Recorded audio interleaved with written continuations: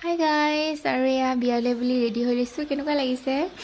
জনাব আৰু এয়া লগত যমুনা আমি দুইজনী ৰেডি হৈ লৈছোঁ এতিয়া এয়া গৈ আছোঁ আৰু লগত এয়া উদ্দীপনা আমাৰ লগতে গৈ আছে এতিয়া বিয়ালৈ আৰু এতিয়া গৈ আছোঁ আৰু এয়া বাগান ৰাস্তাতে বাগান দেখিলোঁ গৈ থকাতে আৰু এয়া মন্দিৰ যিহেতু মন্দিৰত হৈছে বিয়াখন আৰু এয়া কইনা আমাৰ কইনাক দেখুৱাম বাৰু তাই আমাৰ মা যিখন স্কুলত কৰিছিলে এতিয়াতো মা বাৰু ৰিটায়াৰ হ'ল তাইৰে সেইখন স্কুলতে এতিয়া তাই টিচাৰ কৰি আছে তাইৰে বিয়া যিহেতু মন্দিৰত হৈছে